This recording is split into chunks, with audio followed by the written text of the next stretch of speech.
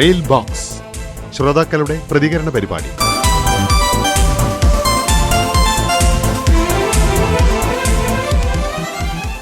Good morning. Good morning. എല്ലാ പ്രിയപ്പെട്ട ശ്രോതാക്കൾക്കും മെയിൽ ബോക്സിന്റെ ഏറ്റവും പുതിയ എപ്പിസോഡിലേക്ക് ഹൃദ്യമായ സ്വാഗതം. വളരെ വെറൈറ്റിയോട് കൂടിയിട്ടാണ് അല്ലേ നമ്മൾ മെയിൽ ബോക്സ് കൊടുക്കുന്നത്. വെറും കത്തുകൾ മാത്രമല്ല, അല്ലെങ്കിൽ വെറും വോയിസ് മാത്രമല്ല, മെസ്സേജ് മാത്രമല്ല, പലർക്കും പല രീതിയിലാണല്ലോ ആൾക്കാർ പ്രതികരിക്കുക. ചിലർ ഫോൺ ചെയ്ത് നമ്മളോട് പറയും അല്ലേ. ചില സമയത്തൊക്കെ ഈ ഫോണിൻ പരിപാടിയൊക്കെ ചെയ്തുകൊണ്ടിരിക്കുമ്പോഴായിരിക്കും ആൾക്കാർ പറയാം, ഓ ഇന്ന പരിപാടി വളരെ നന്നായിരുന്നു കേട്ടോ എന്ന് പറയും. അപ്പൊ നമുക്ക് പൊതുവെ എങ്ങനെയാണെന്ന് വെച്ചാൽ ഒരു പരിപാടി കേട്ട് കഴിഞ്ഞാൽ നമ്മൾ അതിന്റെ ഒരു അഭിപ്രായം പറയുന്നത് പല രീതിയിലായിരിക്കും, പല സമയങ്ങളിലായിരിക്കും, പല ഫോർമാറ്റുകളിലായിരിക്കും. അപ്പോൾ അതിലത്തെ 2-4 ഫോർമാറ്റുകളാണ് നമ്മളിപ്പോൾ വളരെ വിജയകരമായിട്ട് നമ്മൾ പരീക്ഷിച്ചു കൊണ്ടിരിക്കുന്നത് അല്ലേ. അപ്പോൾ നമുക്ക് ഏത് ഫോർമാറ്റിലാണ് തുടങ്ങേണ്ടതെന്ന്? വാട്സ്ആപ്പ് മെസ്സേജ് ആയിക്കോട്ടെ. ശരി, വായിച്ചോളൂ. ഈ മെസ്സേജ് അയച്ചിട്ടുള്ളത് മലപ്പുറം AR നഗറിൽ നിന്നും രാജേന്ദ്രൻ വാരിയങ്ങാട്ടിൽ. ദേവദാസ് നന്മണ്ടയുടെ വചനാമൃതം കാലിക പ്രസക്തമായി AI യുഗത്തിൽ എത്തി നിൽക്കുമ്പോഴും ശാസ്ത്രം ജയിച്ചു മനുഷ്യൻ തോറ്റു എന്ന് പറയാൻ പറ്റാത്ത അത്ര നിഗൂഢമാണ് ജീവിതമെന്ന ആശയം ചിന്തോദീപകമായിരുന്നു. ഈ AIക്ക് മനസ്സുണ്ടോ? ഉണ്ടോ? സാധ്യതയില്ല അല്ലേ. ഇപ്പൊ കണ്ണാടിയിലൊക്കെ കാണുന്ന നമ്മുടെ പ്രതിബിംബം ഉണ്ടല്ലോ, അതിന് പണ്ട് വയലാറൊക്കെ ചോദിച്ചിട്ടുണ്ട്, നിഴലിന് ഹൃദയമുണ്ടോ എന്നൊക്കെ ചോദിക്കില്ലേ. അപ്പോൾ AIക്ക് ബാക്കി പല കാര്യങ്ങളും ചെയ്യാൻ പറ്റും, പക്ഷേ AIക്ക് സ്വന്തമായിട്ട് ചിന്തിച്ച് ഒരു കാര്യങ്ങളൊക്കെ ചെയ്യാനുള്ള കുറച്ച് ബുദ്ധിമുട്ടുകളുണ്ട്. അപ്പൊ അതുപോലെയാണ് ഇപ്പൊ നേരത്തെ പറഞ്ഞ മനസ്സിന്റെ ഒക്കെ നിഗൂഢമായിട്ടുള്ള കാര്യങ്ങൾ. ഇപ്പൊ AI നമ്മൾ ഫീഡ് ചെയ്ത് വെച്ച കാര്യങ്ങൾ, അല്ലെങ്കിൽ നമ്മൾ ആ പ്രോഗ്രാം ചെയ്തു വെക്കുന്ന കാര്യങ്ങളൊക്കെയാണ് അത് അതിൻ്റെതായിട്ടുള്ള രീതിയിലൊക്കെ നമുക്ക് അതിന്റെ ഒരു ഫീഡ്ബാക്ക് തരുന്നത്. എന്ന് വെച്ചിപ്പോ നാളെ എല്ലാ AI നമ്മളൊരു തീം വെച്ചു കൊടുത്ത് അതൊരു നോവൽ എഴുതുക, അല്ലെങ്കിൽ ഒരു കഥ എഴുതുക, അല്ലെങ്കിൽ ഒരു പാട്ട് പറഞ്ഞുതരിക, അതൊക്കെ അതിന്റെ ലിമിറ്റേഷൻ വെച്ചിട്ട് ചെയ്യുള്ളൂ. മനുഷ്യന്റെ പ്രതിഭയ്ക്ക് ശരിക്കും പറഞ്ഞാൽ വേറെ ഒരു സബ്സ്റ്റിറ്റ്യൂട്ട് ഇല്ല. തീർച്ചയായിട്ടും. അപ്പൊ അതുകൊണ്ടാണ് ഇപ്പൊ ആ ഒരു വചനാമൃതത്തെ കുറിച്ച് പറഞ്ഞ കാര്യങ്ങൾ കേട്ടപ്പോഴാണ് ഇത് തോന്നിയത്. തീർച്ചയായിട്ടും ഇങ്ങനെയുള്ള കാര്യങ്ങളൊക്കെ വചനാമൃതത്തിൽ നിങ്ങൾ ശ്രദ്ധിക്കുന്നു എന്നറിയുന്നതിൽ സന്തോഷമുണ്ട്. ഇനി നമുക്ക് ഹായ് മെയിൽ ബോക്സ് അയച്ച ഇന്നത്തെ ഏറ്റവും ആദ്യത്തെ ശ്രോതാവിനെ വിളിക്കാം.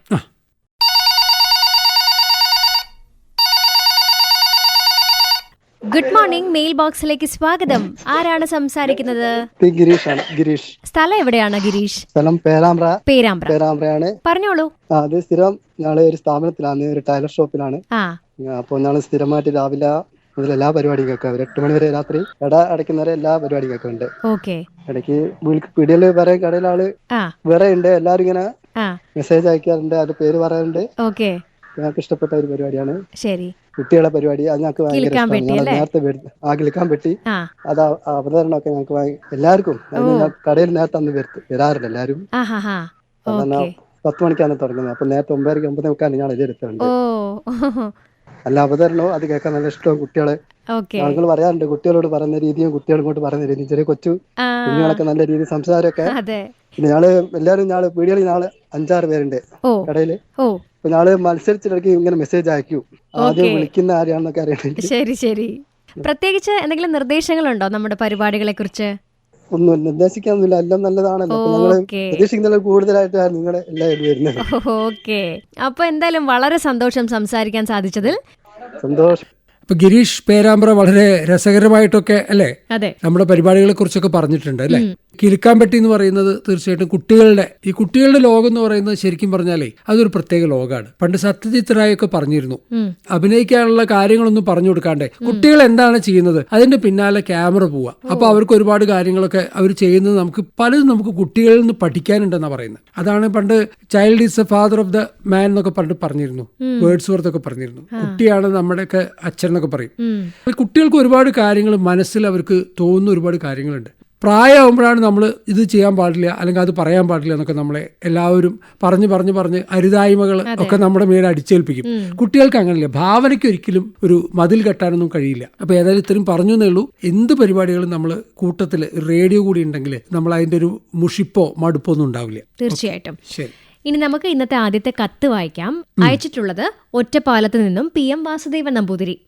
ജനുവരി 22 ബുധനാഴ്ച രാവിലെ പ്രക്ഷേപണം ചെയ്ത സുവർണ സ്മരണകൾ എന്ന നാടകം കേട്ടു.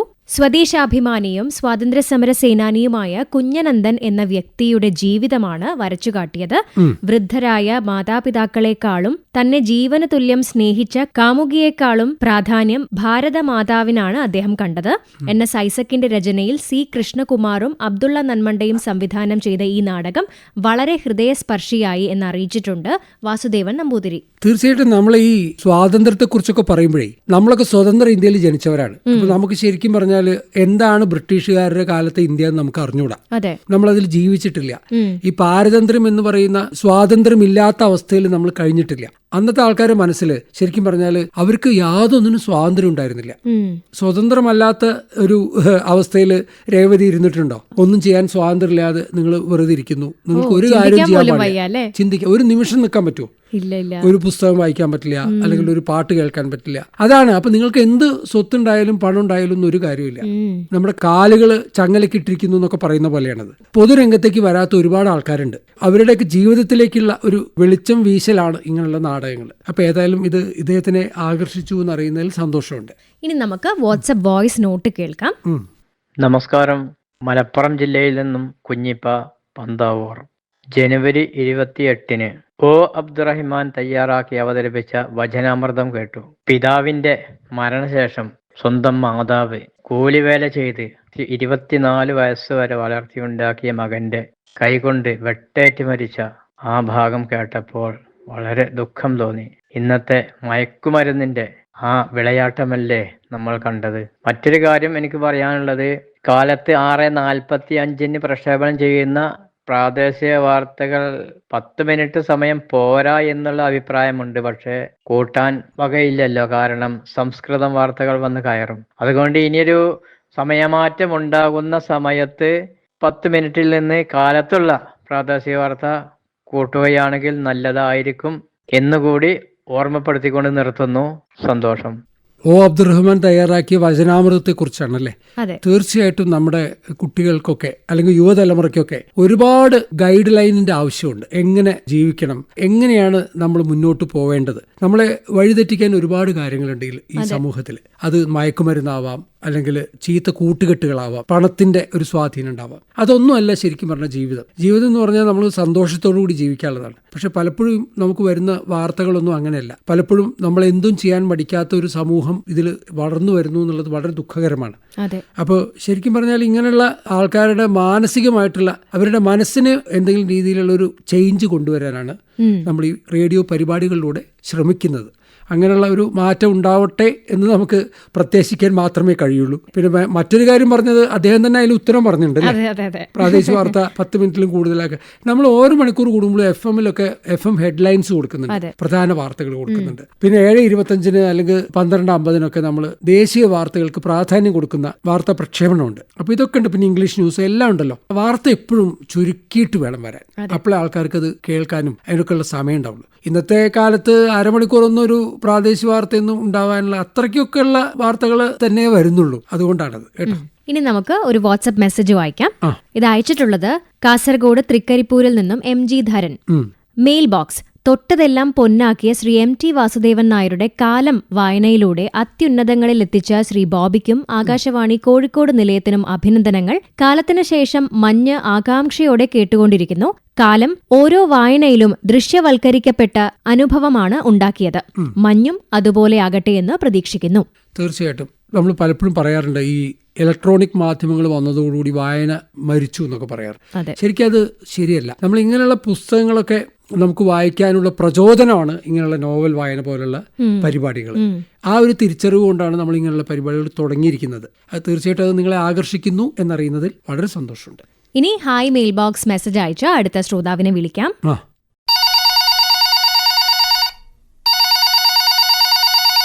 Very good morning. മെയിൽ ബോക്സിലേക്ക് സ്വാഗതം. ആരാണ് നമ്മുടെ അടുത്ത കോളർ? ദാസൻ കണ്ണോടിക്കാവ്. കണ്ണോടിക്കാവ് രാമനാട്ടുകര ഐക്യപടി അടുത്ത്. ഓക്കെ, പറയൂ നമ്മുടെ പരിപാടികളെ കുറിച്ചുള്ള അഭിപ്രായങ്ങളും നിർദ്ദേശങ്ങളും ഒക്കെ. പരിപാടികൾ വളരെ ഉഷാറാണ്. ഞാന് രാവിലെ 8 മണി മുതൽ ഒരു 6 മണി വരെ കടയിൽ നിന്ന് കേൾക്കും. എന്ത് ഷോപ്പാണ്? ഫർണിച്ചർ ഷോപ്പാ. ഫർണിച്ചർ ഷോപ്പാണ്. ഓക്കെ, അതും ഐക്യരപ്പടി തന്നെയാണോ? കണ്ണവട്ടിക്കാവ് തന്നെ. ഓക്കെ. പിന്നെ നമുക്കൊരു ഓട്ടോറിക്ഷ ഉണ്ട്, ഓട്ടോറിക്ഷയിലുണ്ട് FM. പിന്നെ വീട്ടിലുണ്ട് FM, വീട്ടിൽ ചെന്നാൽ വീട്ടിൽ കേൾക്കാം. അപ്പൊ വീട്ടിലും ജോലി സ്ഥലത്തും ഓട്ടോയിലും ഒക്കെ ആകാശവാണിയാണ്. ഒക്കെ ഉണ്ട്. ഒക്കെയാണ്. വീട്ടിൽ കയറുമ്പോ യാത്രക്കാരനെ പറയും ഓട്ടോയിൽ ഇങ്ങനെ FM വെക്കുമ്പേ അതിൽ ന്യൂസ് കേൾക്കലോ പിന്നെ പാട്ടൊക്കെ ഉണ്ടല്ലോ. അതെ, അത് നല്ല സൗകര്യമാണ്. പിന്നെ നമുക്ക് ജോലി സ്ഥലത്ത് ജോലി ചെയ്യുകയും ചെയ്യാം, ടൈം അറിയാം. അതെ അതെ, പ്രധാന വാർത്തകൾ അറിയാം. പ്രധാന വാർത്തകൾ അറിയാം. പ്രത്യേകിച്ച് എന്തെങ്കിലും നിർദ്ദേശങ്ങളുണ്ടോ? പ്രത്യേകിച്ച് നിർദ്ദേശം നമ്മൾ ബാലവിസ്ത ഗാനങ്ങളൊക്കെ വരുന്നില്ലേ? അതെ. അതേമാതിരി ഇങ്ങനെ നമ്മളെ വിളിച്ചിട്ട് നമ്മളോട് പാട്ട് പാടാൻ പറയാ, അല്ലെങ്കിൽ ഈ മോണാക്ട്, മിമിക്രി അങ്ങനെയൊക്കെ അവതരിപ്പിക്കാൻ പറ്റിയ കുറെ ആൾക്കാരൊക്കെ ഉണ്ടല്ലോ. അതെ, അവർക്ക് അവസരം നൽകുന്ന രീതിയിലുള്ള പരിപാടികൾ അവസരം കിട്ടും. അതിനെക്കുറിച്ച് എന്തായാലും നമുക്ക് നോക്കാം. അപ്പൊ എന്തായാലും വിളിച്ചതിനും അഭിപ്രായങ്ങൾക്കും നിർദ്ദേശങ്ങൾക്കും ഒക്കെ ഒരുപാട് നന്ദി കേട്ടോ. തുടർന്നും ആകാശവാണി കേട്ടുകൊണ്ടേ ഇരിക്കുക, വിളിക്കുക കേട്ടോ വീണ്ടും. അപ്പൊ thank you very much for calling. Thank you. Dasan ഐക്കരപ്പള്ളിയുടെ റേഡിയോ ഇങ്ങനെ യാത്ര ചെയ്തുകൊണ്ടിരിക്കുകയാണ് ദാസനോടൊപ്പം അല്ലെ, ഓട്ടോറിക്ഷയിലും വീട്ടിലും ഒക്കെ. അപ്പൊ അതിനൊരു വിശ്രമം കൊടുക്കാതെ കേട്ടുകൊണ്ടിരിക്കുകയാണ് അല്ലെ. പറഞ്ഞൊരു കാര്യം വളരെ ശരിയാണ്. ഈ കലാകാരന്മാർക്കൊക്കെ അവരുടെ എന്തെങ്കിലും കലകളൊക്കെ വേണമെങ്കിൽ അവർക്ക് ഫോണിൽ കൂടെ അവതരിപ്പിക്കാം, കൂടുതൽ ആൾക്കാർ കേൾക്കും. അത് പിന്നെ നമുക്കതൊരു പോസിറ്റീവ് എനർജിയാണ്. തീർച്ചയായിട്ടും ഇങ്ങനെയുള്ള ആൾക്കാരൊക്കെ നിങ്ങൾ എന്താണ് ചെയ്യുന്നതെന്നൊക്കെ ചോദിക്കുമ്പോൾ ഞാൻ ഒരു മിമിക്രി ആർട്ടിസ്റ്റ് ആണെന്ന് ധൈര്യമായിട്ട് പറയണം. അങ്ങനെയാണെങ്കിൽ നിങ്ങൾക്ക് തീർച്ചയായിട്ടും ഇതിലൊരു അവസരം ഉണ്ടാവും അവതരിപ്പിക്കാൻ. അപ്പൊ ഇങ്ങനെയുള്ള പരിപാടികളൊക്കെ അറിയുന്ന ആൾക്കാർ കഴിവുകളൊക്കെ പുറത്തേക്ക് എടുക്കണം അല്ലേ. അതെ, ശരി. ഇനി നമുക്ക് അടുത്ത കത്ത് വായിക്കാം. അയച്ചിട്ടുള്ളത് കാക്കൂരിൽ നിന്നും MK രാധാകൃഷ്ണൻ.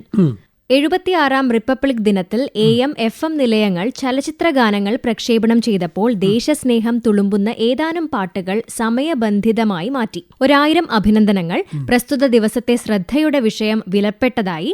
ആരോഗ്യം അമൂല്യം എന്ന പങ്ക്തി ജനതയെ സംബന്ധിച്ചിടത്തോളം മൃതസഞ്ജീവനി തന്നെയാണ്. പിന്നെ കിഞ്ചന വർത്തമാനത്തിലൂടെ ആക്ഷേപഹാസ്യത്തിന്റെ കൂരമ്പുകൾ കൊള്ളേണ്ടിടത്ത് തറയ്ക്കുന്നു. ഉച്ചയ്ക്ക് 12:50 ദേശീയ വാർത്തകൾക്ക് ശേഷം FMൽ റിയൽ FMലെ FM പ്രധാന വാർത്തകൾ വളരെ ഗുണപ്രദമായി ഭവിക്കുന്നു. ഈ 2 ചാനലുകളും മാറി മാറി ട്യൂൺ ചെയ്യുന്നതിന്റെ സുഖമൊന്ന് വേറെ തന്നെ എന്നാണ് രാധാകൃഷ്ണൻ പറയുന്നത്. അപ്പോൾ രാധാകൃഷ്ണൻ വളരെ കൃത്യമായിട്ട് കാര്യങ്ങളൊക്കെ പറഞ്ഞു. ഇനി നമുക്ക് അടുത്ത ഹായ് മെയിൽ ബോക്സ് മെസ്സേജ് അയച്ച കോളറെ വിളിക്കാം.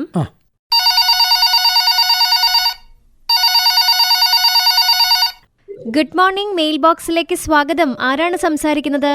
ഞാൻ ദിശ, കൊണ്ടോട്ടിയിൽ നിന്ന്. ദിശ പറയൂ. ദിശ, ഞങ്ങൾ എന്നും റേഡിയോ കേൾക്കും. രാവിലെ മക്കള് കോളേജിൽ പോകാറിങ്ങനെ മുന്നേ ഇവിടെ തുറന്നേക്കും. രാവിലെ എല്ലാ പരിപാടിയും കേൾക്കും.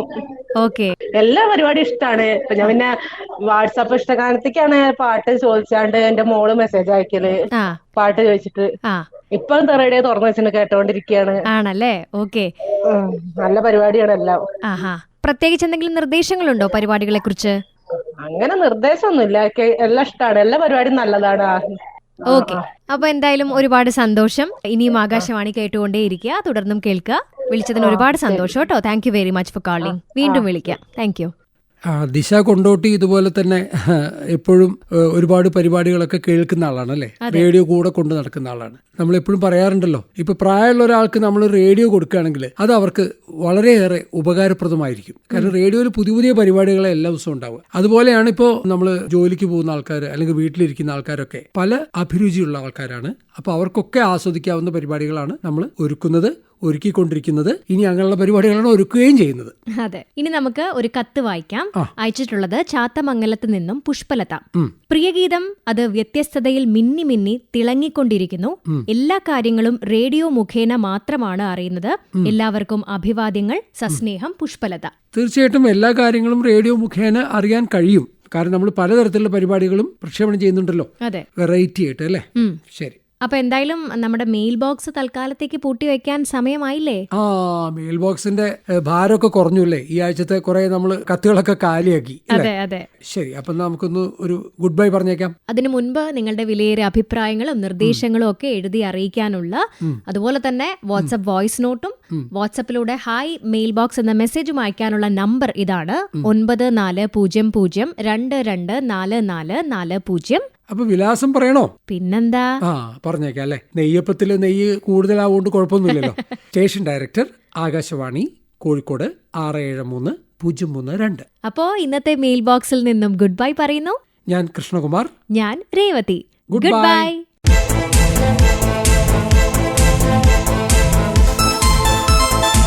മെയിൽ ബോക്സ് ശ്രോതാക്കളുടെ പ്രതികരണ പരിപാടി.